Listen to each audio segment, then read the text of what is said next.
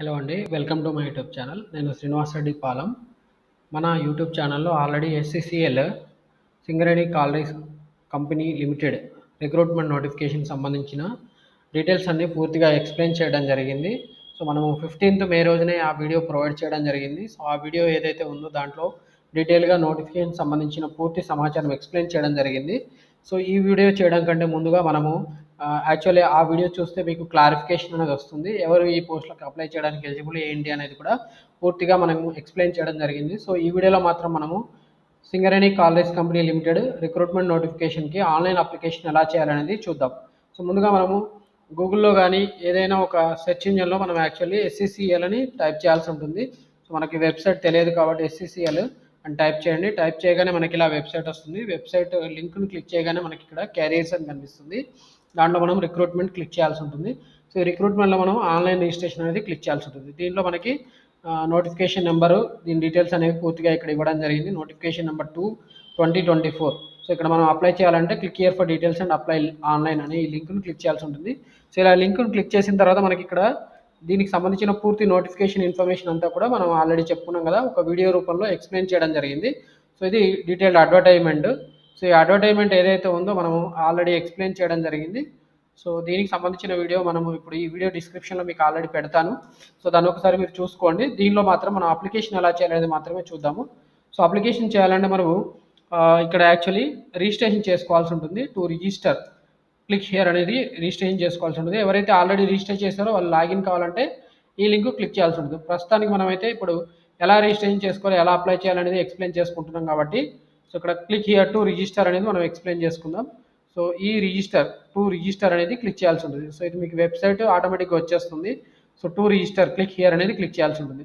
So, ఇలా click చేయగానే మనకి చూడండి ఇలా వెబ్ పేజ్ లోడ్ అవుతుంది. సో, వెబ్ పేజ్ లోడ్ అయిన తర్వాత మనకి రిజిస్ట్రేషన్ చేసుకోవడానికి కొన్ని డీటెయిల్స్ అడుగుతుంది. సో, ఆ రిజిస్ట్రేషన్ చేసుకోవడానికి మనకి ఏమేమి డీటెయిల్స్ కావాలి అనేది ఇక్కడ యాక్చువల్ ఇన్‌స్ట్రక్షన్స్ రూపంలో ఇచ్చారు వీళ్ళు. ఓకే. ఫస్ట్ మనం ఏం చేయాలి ఏంటనేది ఇక్కడ ఇచ్చారు. సో, మనం అదే ఎక్స్‌ప్లెయిన్ చేసుకుందాం. సో, మీరు ఏ పోస్ట్‌కి అప్లై చేయాలనుకుంటున్నారో మీరు ఇక్కడ సెలెక్ట్ చేసుకోవాల్సి ఉంటుంది. మనం ఈ పోస్ట్‌కి సంబంధించిన ఎలిజిబిలిటీ డీటెయిల్స్ అన్నీ, క్వాలిఫికేషన్ ఏముండాలి, తర్వాత వీటికి సాలరీస్ ఎలా ఉంటాయి అనేది కూడా పూర్తిగా మనం ఒక వీడియోలో ఎక్స్‌ప్లెయిన్ చేసుకున్నాము. సో, అది మన యూట్యూబ్ ఛానల్‌లో ఆల్రెడీ ఉంది. చాలామంది చూసారు కూడా. సో, మీరు కూడా మళ్ళీ ఒకసారి చూడండి కావాలనుకుంటే.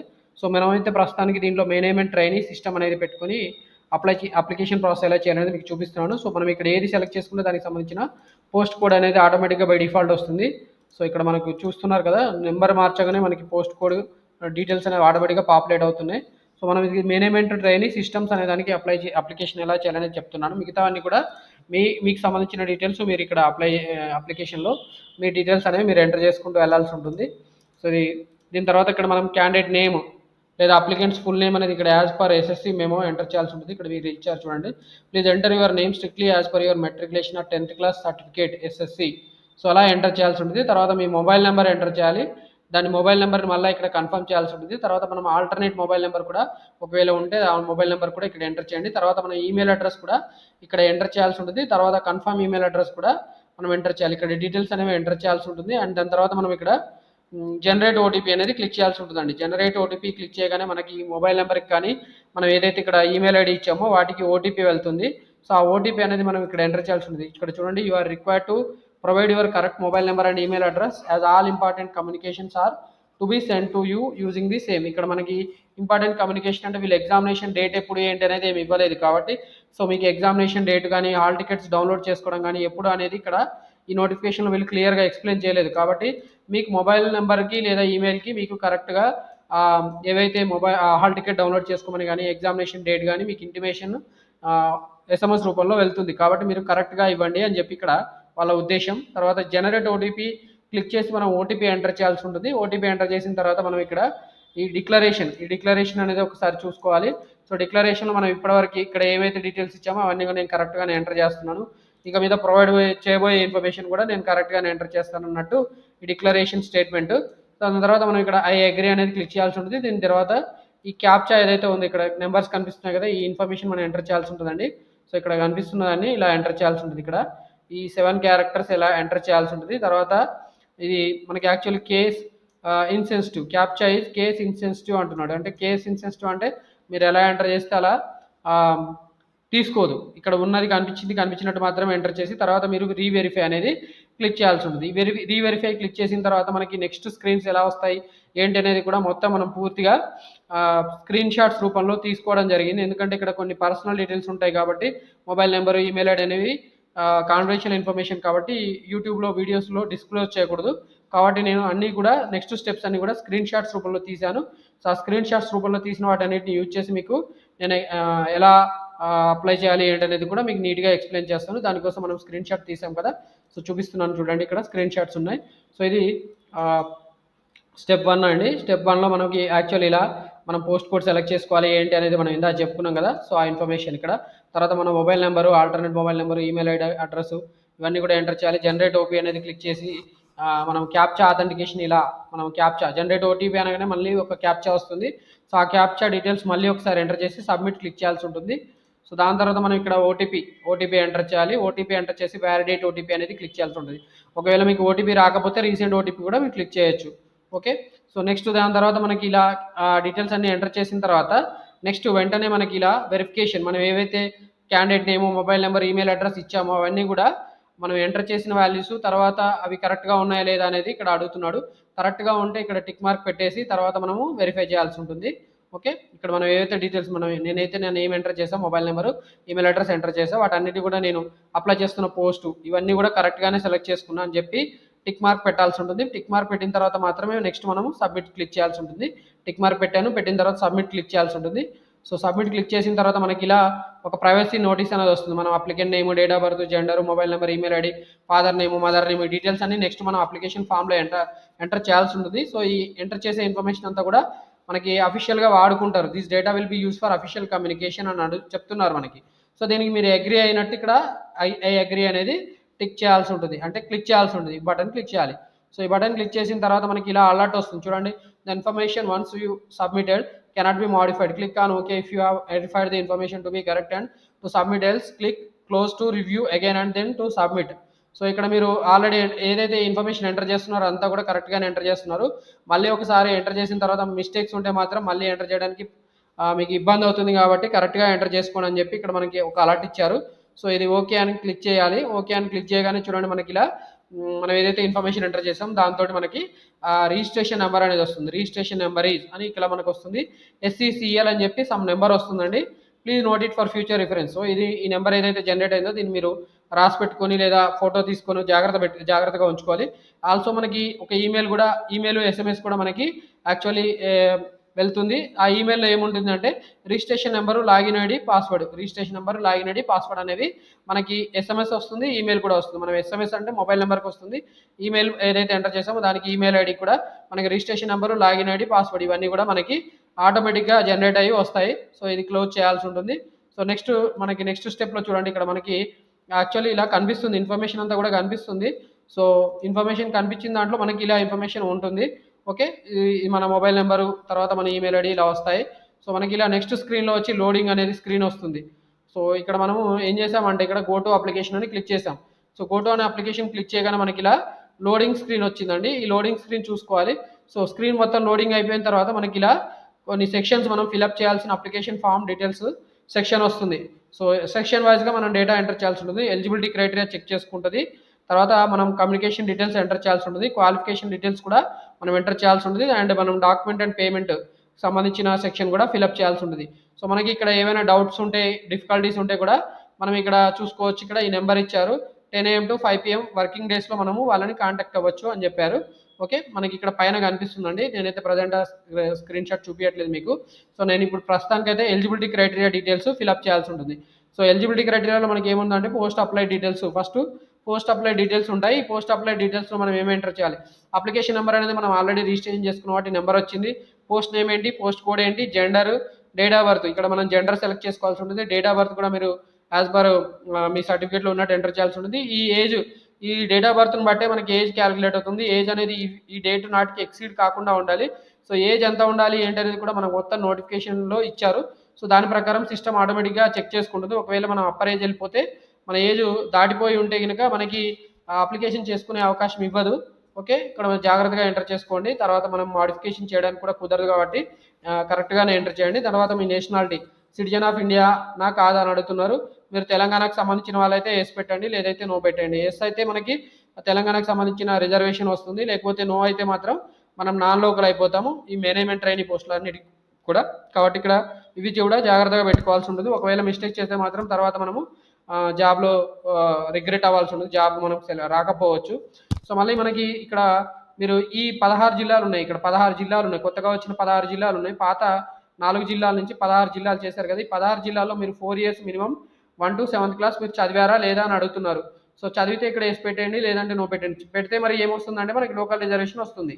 ఓకే, దాని తర్వాత రిజర్వేషన్ కేటగిరీ మీకు స్పెషల్గా మీరు ఏమైనా క్యాస్ట్ ఉందా, రిజర్వేషన్ ఉంటే ఓసీనా, లేకపోతే ఎస్సీ ఎస్టీ బీసీలో కూడా ఏబిసిడిఈ, తర్వాత ఎస్సీ ఎస్టీ ఏదైతే అది ఇక్కడ మీరు రిజర్వేషన్ కేటగిరీ సెలెక్ట్ చేసుకోవాలి. తర్వాత ఈ ఐడెంటిఫికేషన్ మార్క్స్ అంటే పుట్టుమచ్చలు ఎంటర్ చేయాల్సి ఉంటుంది. ఐడెంటిఫికేషన్ మార్క్స్ కూడా 1 and 2 రెండు కూడా ఎంటర్ చేయాల్సి ఉంటుంది. ఒకవేళ రెండు కూడా సేమ్ ఉంటే మీరు రెండిట్లో సేమ్ మ్యాటర్ ఎంటర్ చేసేయండి. యాజ్ పర్ ఎస్ఎస్సిలో ఉన్నట్టు ఎంటర్ చేస్తే బాగుంటుంది అనుకుంటున్నాను. దాని తర్వాత చూద్దాం మనం నెక్స్ట్ చూడండి, మనం పర్సన్స్ విత్ బెంచ్ మార్క్ డిజేబిలిటీయా కాదా, ఇదంతా కూడా ఎలిజిబిలిటీ క్రైటీరియా అదే చూసుకోవచ్చు మీరు ఇక్కడ. సో మీకు డిజేబిలిటీ ఉందా లేదా అని అడుగుతున్నారు. ఆర్ఏ వర్కింగ్ ఎంప్లాయీ ఆఫ్ ఎస్సీఎల్లో పనిచేస్తున్నారు, సింగరేణి కాలేజ్ కంపెనీ లిమిటెడ్లో మీరు పనిచేస్తున్నారా లేదని అడుగుతున్నారు. ఎస్ అయితే ఎస్ పెట్టండి, నో అంటే నో పెట్టండి. తర్వాత మీ పర్సనల్ డీటెయిల్స్ మీరు ఎంటర్ చేయాల్సి ఉంటుంది. సో మీ పర్సనల్ డీటెయిల్స్ మీ name, father name, mother name, marital status, mobile number enter చేయాల్సి ఉంటుంది. తర్వాత మీ ఈమెయిల్ అడ్రస్ కూడా మీరు ఎంటర్ చేయాల్సి ఉంటుంది. అండ్ దాని తర్వాత మనం ఇక్కడ ఇదే ఎలిజిబిలిటీ క్రైటీరియాలో మనము ప్రిఫర్డ్ టెస్ట్ సిటీస్ కూడా సెలెక్ట్ చేసుకోవాల్సి ఉంటుంది. మనకి ఎగ్జామినేషన్స్ వచ్చి హైదరాబాద్, కరీంనగర్, హన్మకొండ, వరంగల్, ఖమ్మం, కొత్తగూడెం జిల్లాలో కొత్తగూడెం సిటీస్లో కండక్ట్ చేస్తారు. సో మీరు 1 to 6 ఈ ప్రిఫరెన్సెస్ సెలెక్ట్ చేసుకోవాల్సి ఉంటుంది. ఇక్కడ ఇచ్చిన ఏదైతే డ్రాప్ డౌన్ లిస్ట్ ఉందో దాంట్లోంచి మీరు సెలెక్ట్ చేసుకోవాల్సి ఉంటుంది. అండ్ దాని తర్వాత మనం నెక్స్ట్ సేవ్ అండ్ కంటిన్యూ, ఇక్కడ మనం ఇక్కడ సేవ్ అండ్ నెక్స్ట్ క్లిక్ చేయాల్సి ఉంటుంది. సేవ్ అండ్ నెక్స్ట్ క్లిక్ చేయగానే మనకి ఇలా డేటా సేవ్డ్ సక్సెస్ఫుల్, అంటే ఎలిజిబిలిటీ క్రైటీరియాకి సంబంధించిన డేటా అంతా కూడా ఫిల్అప్ అయిపోయింది సక్సెస్ఫుల్గా అని దాని మీనింగ్. ఓకే క్లిక్ చేయండి. ఓకే క్లిక్ చేసిన తర్వాత మీరు ఇక్కడ కరస్పాండెంట్ డీటెయిల్స్, కమ్యూనికేషన్ డీటెయిల్స్ ఏవైతే ఉంటాయో అవి ఎంటర్ చేయాలి. Correspondent address, permanent address line 1, 2, 3 ఇలా address line 1, 2, country, state, city, district, pin code, postal code, మీకు పర్మనెంట్ అడ్రస్, కరస్పాండెన్స్ అడ్రస్ రెండు సేమ్ ఉంటే కనుక వేసి పెట్టేయండి ఇక్కడ. సో దట్ ఈ రెండిట్లో సేమ్ డేటా వస్తుంది. సో ఆ డేటా కూడా అయిపోయిన తర్వాత మనం సేవ్ అండ్ నెక్స్ట్ క్లిక్ చేయాల్సి ఉంటుంది. సో ఇలా మనకి స్క్రీన్ వచ్చింది. దీనిలో మనం సేవ్ అండ్ డేటా అంతా ఎంటర్ చేసేసి సేవ్ అండ్ నెక్స్ట్ క్లిక్ చేయాల్సి ఉంటుంది. సేవ్ అండ్ నెక్స్ట్ క్లిక్ చేసిన తర్వాత మనకి కమ్యూనికేషన్ డీటెయిల్స్ కూడా గ్రీన్ కలర్లో మారిపోయింది, అంటే మనం ఈ డీటెయిల్స్ ఎంటర్ చేసినట్టు. తర్వాత మనం క్వాలిఫికేషన్ డీటెయిల్స్ ఎంటర్ చేయాల్సి ఉంటుంది. Matriculation details 10th class details enter చేయండి. నేమ్ ఆఫ్ ది బోర్డ్ అంటే మీరు ఎస్ఎస్సి బోర్డు ఏది, ఆంధ్రప్రదేశ్ బోర్డు అయితే ఆంధ్రప్రదేశ్, తెలంగాణకు సంబంధించిన బోర్డు అయితే తెలంగాణ ఎస్ఎస్సి బోర్డు, మీరు డీటెయిల్స్ ఎంటర్ చేయండి. మీ 10th క్లాస్లో ఉంటుంది బోర్డు అనేది, ఆ డీటెయిల్స్ చూసి ఎంటర్ చేయండి. ఒకవేళ మీరు సిబిఎస్ఈలో చదివితే సిబిఎస్ఈ బోర్డు ఎంటర్ చేయండి. మీరు ఎప్పుడు పాస్ అయ్యారు, ఇన్స్టిట్యూట్ నేమ్ ఏంటి, అండ్ మీరు మీకు ఇప్పుడు please select any one of the following. ఇక్కడ మీకు మార్క్స్ అనేవి పర్సంటేజ్లో క్యాలిక్యులేట్ చేయడానికి ఇక్కడ డ్రాప్ డౌన్ లిస్ట్లో పర్సంటేజ్ అనేది సెలెక్ట్ చేసుకోవాల్సి ఉంటుంది.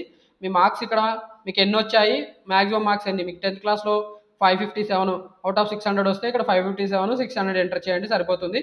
అలాగే ఇంటర్మీడియట్ డీటెయిల్స్ కూడా మనం ఎంటర్ చేయాల్సి ఉంటుంది. Name of the board, intermediate board enter చేయండి. Year of passing, institute name, మీ కాలేజ్ పేరేంటి, ఇన్స్టిట్యూట్ అంటే జూనియర్ కాలేజ్, ఇంటర్ కాలేజ్ పేరేంటి. తర్వాత మీకు ఇక్కడ పర్సంటేజ్ అనేది సెలెక్ట్ చేసుకోవాల్సి ఉంటుంది. మీకు మ్యాక్సిమం ఎన్ని మార్క్స్ వచ్చాయి, మీకు వచ్చిన మార్క్స్ ఎన్ని, మ్యాక్సిమం మార్క్స్ ఎన్ని మీరు ఇక్కడ ఎంటర్ చేయాల్సి ఉంటుంది. తర్వాత ఎసెన్షియల్ క్వాలిఫికేషన్, సో ఇవి నార్మల్ డీటెయిల్స్. దాని తర్వాత ఎసెన్షియల్ క్వాలిఫికేషన్ అంటే పోస్ట్కి సంబంధించిన మినిమం రిక్వైర్మెంట్, కనీస అర్హతలు అంటాం. సో ఖచ్చితంగా తప్పనిసరిగా ఉండాల్సిన అర్హతలు అనేవి ఇక్కడ ఎంటర్ చేయాల్సి ఉంటుంది. సో ఆ ఎసెన్షియల్ సెక్షన్ డీటెయిల్స్లో మనకి ఏముంటాయి అనేది ఇక్కడ మీకు చూపిస్తాను. సో ఎసెన్షియల్ సెక్షన్ డీటెయిల్స్లో మీరు name of the degree, diploma, certificate ఇవి ఎంటర్ చేసుకోవాల్సి ఉంటుంది. సో మీ పోస్ట్కి సంబంధించిన ఎసెన్షియల్ క్వాలిఫికేషన్ ఏదో మీరు ఇక్కడ సెలెక్ట్ చేసుకోండి. నేనైతే సిస్టమ్స్ పోస్ట్ కాదు అప్లై చేసేది, సో బీటెక్ అనేది సెలెక్ట్ చేశాను. ఇక్కడ బీటెక్తో పాటు BE, BTech, BSc engineering, MCA వీళ్ళందరూ కూడా ఎలిజిబుల్ సిస్టమ్ ఇంజనీరింగ్ పోస్ట్కి. సో ఇక్కడ నేనైతే బీటెక్ పెడుతున్నాను. ఇన్స్టిట్యూట్ నేము మీరు ఎంటర్ చేయాల్సి ఉంటుంది. సబ్జెక్ట్స్ ఇక్కడ కంప్యూటర్ సైన్స్ ఇంజనీరింగ్ అని వస్తుంది, అలాగే కంప్యూటర్ ఇంజనీరింగ్ వస్తుంది. మీకు ఏది కంప్యూటర్ సైన్స్ ఇంజనీరింగ్ అయితే కంప్యూటర్ సైన్స్ అనేది సెలెక్ట్ చేసుకోండి. ఓన్లీ కంప్యూటర్ ఇంజనీరింగ్ అయితే కంప్యూటర్ ఇంజనీరింగ్ అని పెట్టేయండి సరిపోతుంది. అండ్ దాని తర్వాత మనకి please select any one of the following, ఇక్కడ పర్సంటేజ్ సెలెక్ట్ చేసుకోవాల్సి ఉంటుంది. పర్సంటేజ్ అనేది ఇక్కడ డ్రాప్ డౌన్ లిస్ట్లో ఉంటుంది. దాని డ్రాప్ డౌన్ లిస్ట్లో పర్సంటేజ్ అని పెట్టుకోండి. మార్క్స్ అప్టైండ్ మీకు ఎన్ని వచ్చాయి అవుట్ ఆఫ్ మ్యాక్సిమం మార్క్స్, మీకు టోటల్ మార్క్స్ ఎన్ని అనేది కూడా మీరు ఇక్కడ ఎంటర్ చేయాల్సి ఉంటుంది. అండ్ దాని తర్వాత మనకి basic qualification 1st to 7th class details కూడా మీరు ఇక్కడ ఎంటర్ చేయాల్సి ఉంటుంది. ఈ 1st to 7th class details ప్రకారమే మనకి ఇక్కడ లోకల్ రిజర్వేషన్ అనేది, మీరు సింగరేణి కాలేజ్ కంపెనీలో లోకల్ రిజర్వేషన్ పొందాలంటే 1 to 7th క్లాస్లో మినిమం 4 ఇయర్స్ మనం చెప్పుకున్న 16 జిల్లాల్లో మీరు చదివి ఉండాలి అని మనం ఇందా చూసాం కదా. సో ఇక్కడ మనం చూసాం, ఇక్కడ 16 జిల్లాల్లో మీరు చదివి ఉండాలి అని మనం ఇందా చూసాం కదా. సో ఇక్కడ మనం చూసాం, ఇక్కడ 16 జిల్లాల్లో మీరు చదివి ఉండాలి అని మనం ఇందా చూసాం కదా. సో ఇక్కడ మనం చూసాం, ఇక్కడ 16 జిల్లాల్లో మీరు చదివి ఉండాలి అని మనం ఇందా చూసాం కదా. సో ఇక్కడ 16 జిల్లాల్లో మీరు చదివి ఉండాలి అని మనం ఇందా చూసాం కదా. ఈ 16 జిల్లాల్లో మీరు చదివారా లేదా 1 to 7th క్లాస్ అనేది ఇక్కడ మనం ఆల్రెడీ చూసుకున్నాం. సో అవి మళ్ళీ అడుగుతున్నాడు ఇక్కడ. దాన్ని చెక్ చేసుకోవడానికి, క్రాస్ చెక్ చేయడానికే ఇక్కడ మనకి డీటెయిల్స్ అడుగుతున్నాడు. సో ఇక్కడ మనం ఎంటర్ చేయాల్సి ఉంటుంది. ఓకే, సో ఇవి నేను ఎంటర్ చేశాను ఈ డీటెయిల్స్. దాని తర్వాత నెక్స్ట్ ఇలా ఎంటర్ చేసిన తర్వాత మనకి ఇలా కనిపిస్తాయి. సో ఈ డీటెయిల్స్ అయిపోయినాయి. డీటెయిల్స్ అయిపోయిన తర్వాత మనకి నెక్స్ట్ చూడండి.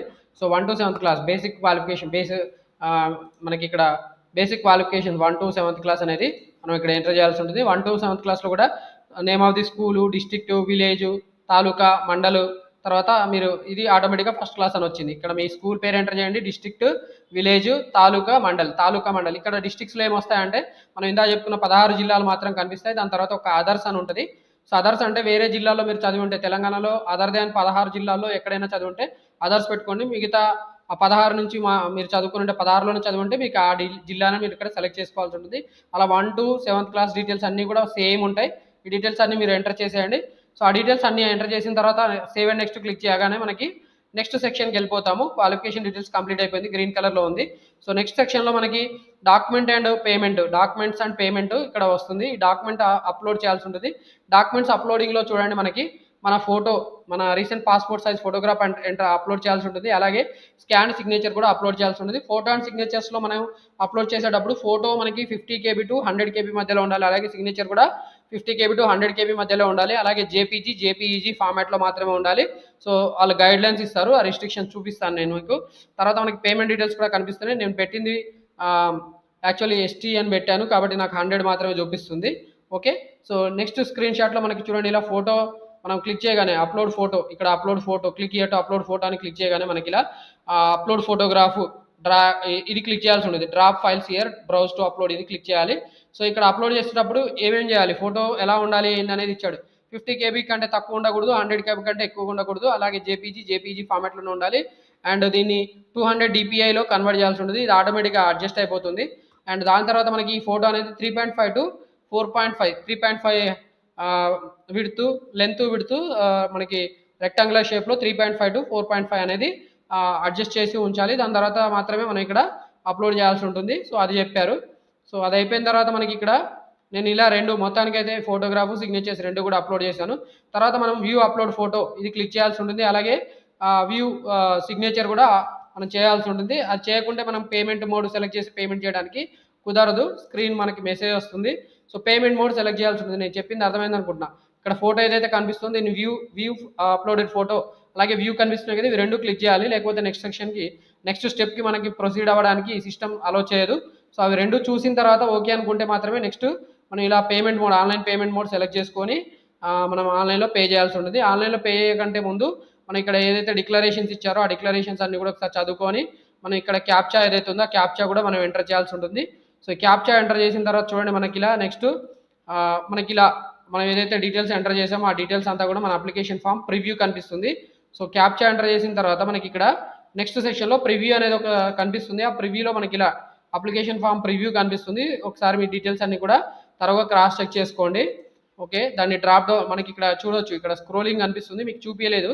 ఇక్కడ స్క్రోలర్ ఉంది, స్క్రోలర్ తోటి మనకి కిందికి పైకి జరుపుకుంటూ మొత్తం డీటెయిల్స్ అన్ని కూడా మనం ఏవైతే ఎంటర్ చేసామో అంతే కూడా చూసుకోవాల్సి ఉంటుంది.